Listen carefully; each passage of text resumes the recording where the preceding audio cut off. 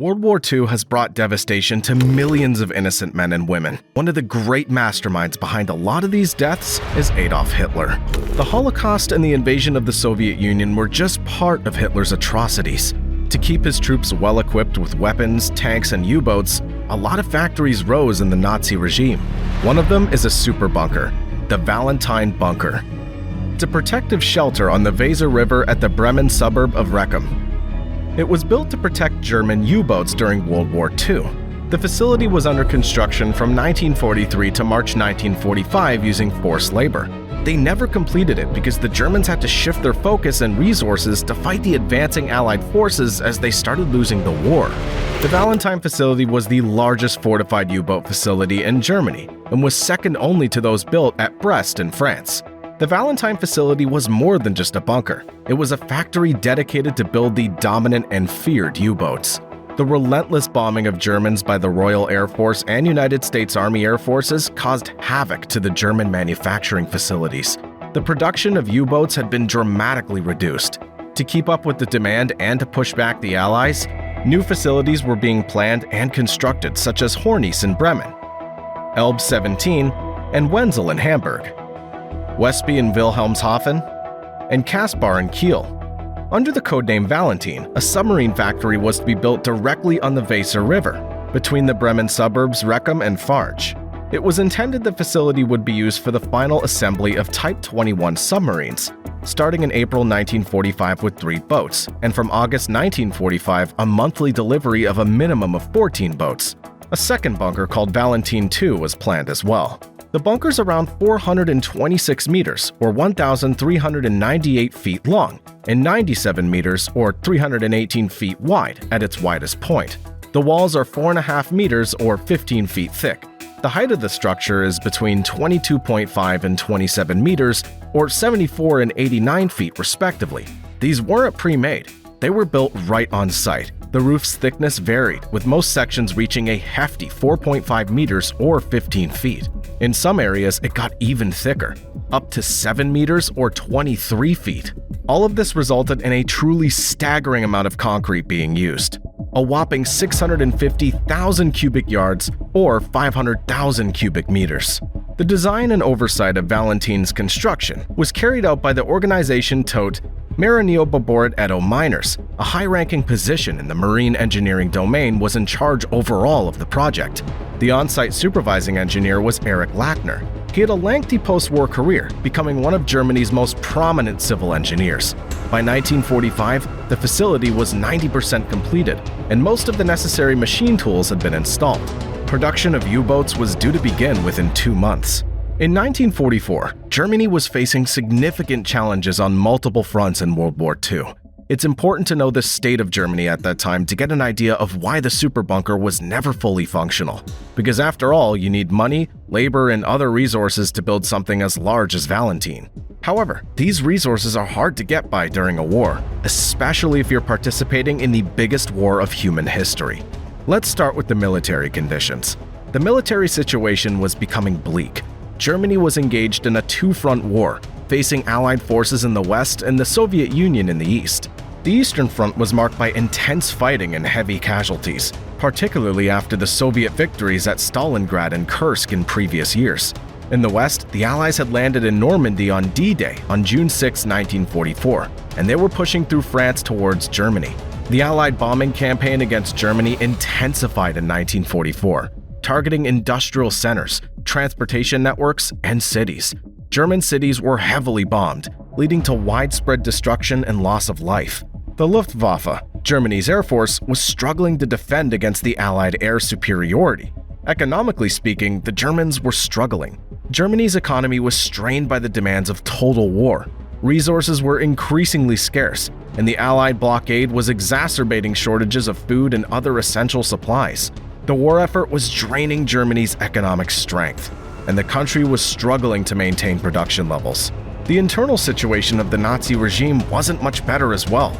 Though the Nazi regime maintained its grip on power through propaganda, repression, and control of information, however, there were signs of growing dissent and opposition. particularly as the war situation deteriorated. The July 20 plot, an attempt to assassinate Hitler, showcased internal resistance within the military and civilian circles. Despite the challenges of war, the Nazi regime continued its genocidal policies. The Holocaust was in full swing, with millions of Jews and others deemed undesirable being systemically murdered in concentration camps and through other means. Overall, by 1944, Germany was increasingly on the defensive, facing overwhelming odds against the combined strength of the Allied powers. Victory seemed increasingly unlikely, and the German leadership was confronted with the grim reality of impending defeat. Following its construction, the Valentin Bunker would have relied on approximately 4,500 enslaved laborers. The bunker was designed to accommodate 13 assembly bays, referred to as Taktplatz in German, or simply Takt. Among them, 2 bays, Takt 9 and Takt 10, were situated beneath box-like structures on the roof, providing additional height necessary for installing periscopes, snorkels, and antennas.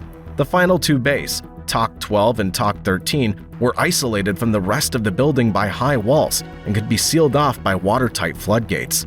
Takt 13, the final bay, featured a dry dock containing an 8-meter or 26-foot deep pool of water. When combined, the 2 separated bays could be flooded, creating a total water depth of approximately 20 meters from the bottom of Takt 13's dry dock to the water surface at the building's roof level. Takt 13 was designated for conducting leak tests on completed U-boats, as well as for engine starts and other assessments. Alongside the 13 assembly bays, the bunker accommodated workshops and storage rooms for prefabricated sections, diesel engines, and batteries, as well as storage tanks for fuel and lubricants. The gateway situated in the western wall could be sealed off using a sliding bomb-proof door, which opened up to a small canal flowing into a creek, and then directly accessing the Weser River. This waterway served as the primary route for delivering sections of submarines via barges and for completed submarines to depart from the facility. Commencement of operations at Valentin was originally scheduled for late 1944, but was delayed until mid-1945, primarily due to a combination of manpower and supply shortages compounded by bombing raids. Production would probably have been restricted due to significant quality control issues with the prefabricated sections. Albert Speer, the Reich Armaments Minister, had instructed that inland companies manufacture the sections and then assemble them at the shipyards. He aimed to streamline production processes. However, these companies had little experience in shipbuilding, resulting in lengthy reworking to rectify flaws in the sections. Out of the 118 boats completed, only 4 were rated fit for combat before the war ended in Europe.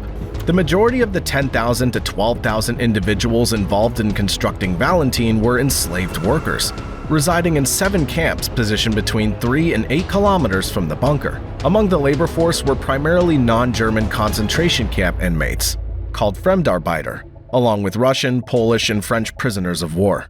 Additionally, there were some German criminals and political prisoners among the workers. Work on the bunker took place around the clock, with personnel forced to work 12-hour shifts from 7 a.m. to 7 p.m.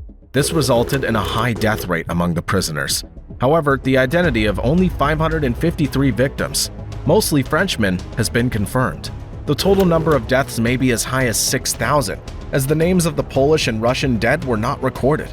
The most grueling work on the site was carried out by the so-called iron detachments called Eisenkommandos, tasked with handling iron and steel girders. According to Raymond Portefeux, a French survivor, the life expectancy of a prisoner drastically decreased upon being assigned to one of these detachments.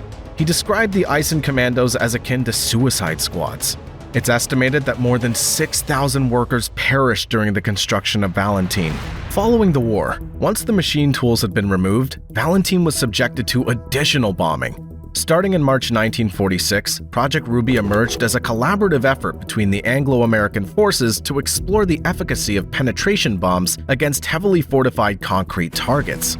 The Valentin bunker underwent bombing raids with inert, non-explosive loads as a precaution to safeguard nearby structures and civilians.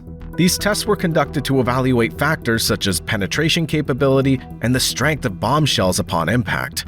On the other hand, the U-boat pen Nordsee 3 and subterranean bunkers on the uninhabited island of Heligoland were targeted with explosive-loaded bombs to examine the effects of massive explosions on heavily fortified concrete structures.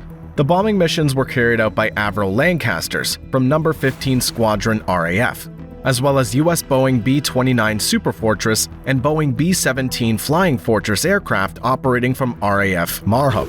Approximately 140 sorties were flown, evaluating various types of bombs.